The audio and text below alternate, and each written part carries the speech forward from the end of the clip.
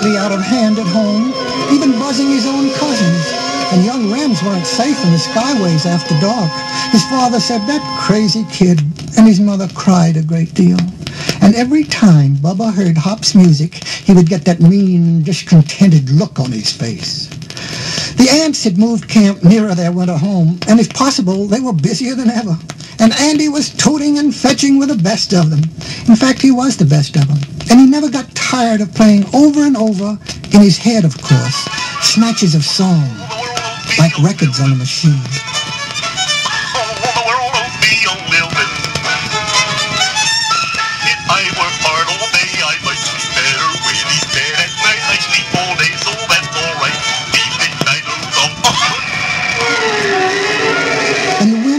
Sharper, and the days grew shorter, and most of the grasshoppers disappeared for the winter.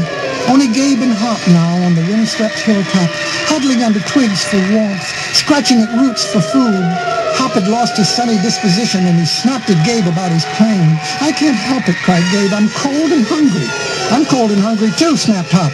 "But that's your fault," cried Gabe.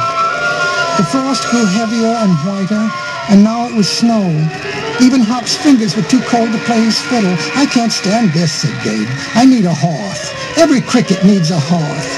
"Maybe you're right," said Hop. "I'll go with you, just long enough to warm my fingers." Sadly, Gabe shook his head. "They won't let you in," he said. "You didn't work for it. I'll be lucky if I get a drafty spot away from the fire. I did loaf a little, but you didn't do anything." "I'm sorry," said Hop. "Sorry's not enough," said Gabe.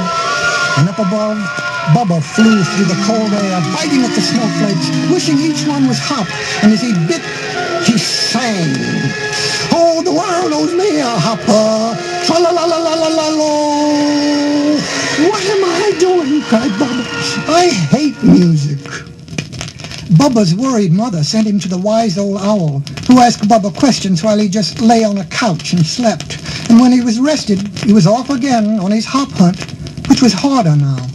There was no music from Hop to guide him, but sooner or later he would see a green spot on the snow, which would be Hop. Down below it was still and quiet. Only Bubba's shadow moved across the snow, dark and threatening. Hop was completely alone. He had no one to blame but himself. He was cold and hungry and frightened. No home, no place to go. He stumbled on through the deep snow. "I'm sorry," he kept saying. "I'm sorry." And then he began to sing softly. "Oh, the world owes me a living. Tra-la-la-la." His feet were so cold he couldn't take one more step, and he fell down by a little round hill of snow.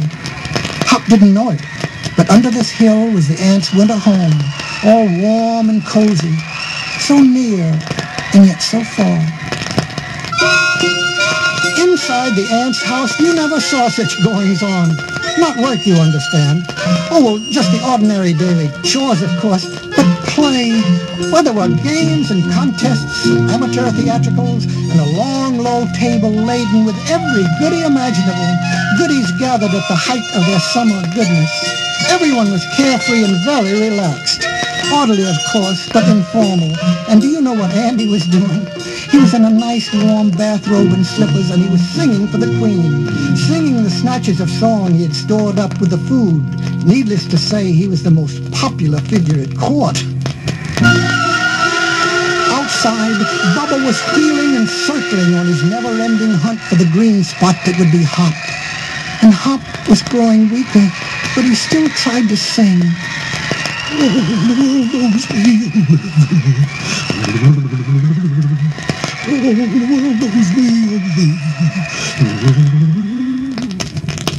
Inside, all unbeknownst to Hop, Andy was doing an encore.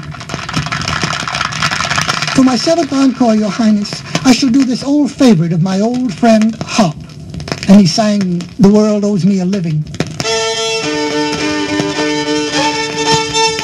Oh, the world owes me a living. Diddle-daddle-doddle-dee-dum. Oh, the world owes me a living. Diddle-daddle-doddle-dee. Suddenly he stopped his singing to listen. "Continue," the Queen said. "I thought I heard something. Someone singing," said Andy, adjusting his antenna. They all listened. I hear nothing, said the Queen, her antenna alert. Keep singing. Yes, ma'am, said Andy. But he felt funny. He was sure there was singing nearby, outside. He flexed his antenna again.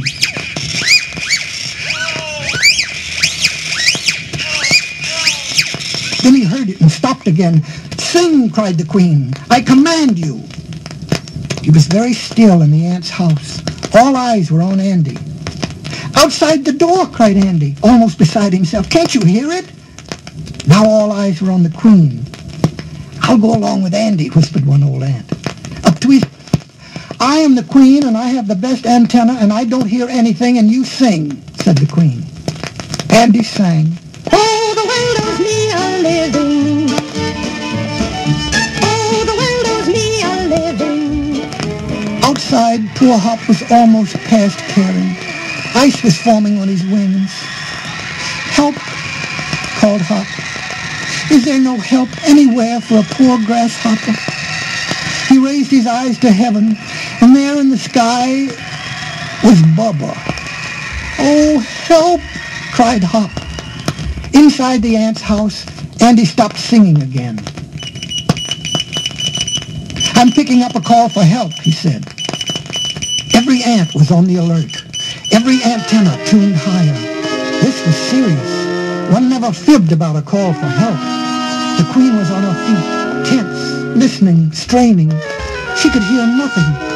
Have I outgrown my usefulness, she thought? Is Andy's antenna better than mine? Am I Queen or not? I hear no call for help, she said. The ants all let out the breath they'd been holding. I do, cried Andy, and it's the voice of my old friend Hop the Grasshopper, and I'm going to him. The ants held their breath again. Insubordination. The Queen drew herself up. It was her finest moment. This, she cried, is my last command. To the rescue, King Andy. The ants all let out their breath again and charged the door. It was a heavy door, barred tight against the cold. Would they be in time? They worked under King Andy's command like beavers, which is hard for ants. And where was Bubba? He was flying low, and suddenly his sharp eye picked out something in the snow. Could it be, he wondered? It was! Oh, what great luck! A green spot. He went into a power dive. Hop didn't have another help in him. He was frozen with fear as well as cold. In fact, he was so cold he turned blue. Bubba looked down again. Had he made a mistake? What he thought was a green spot didn't look green at all. It was blue. Only a blue spot. Bubba blinked. He blinked again. Bubba put on Hop, he screamed. It's something blue. And he was so mad, he shot himself into such a fast upclimb that he hit a hailstorm, and he was nearly beaten to death before he could head home. He was black and blue all winter. So quickly did the army of ants under the new King Andy rescue Hop that he was inside safe and warm before the first hailstone hit the ground below. Hail, the ants shouted, bolting the door on the inside. Hail! And Andy didn't know whether they meant this for him or the weather. But he wasted no time as a new king giving orders. His friend Hop was thawed out in a nice warm tub and fed hot broth, and his fiddle was warming by the fire. Tonight, said King Andy, I'm giving a big ball. May I stay? Asked Hop hopefully. You will not only stay, you will play. That's the command, laughed King Andy. Only if I can change my tune, said Hop. What do you mean? Asked King Andy. Like this, said Hop, picking up his fiddle. Oh, I owe the world a living, dee-da-do-leedle-dum. Oh, I owe the world a living, dee-da-do-leedle-dum. I've got a bad cold in my head. You ants were right the time you said you got to work for all you get. Dee-da-do-leedle-dum. God bless you. The end.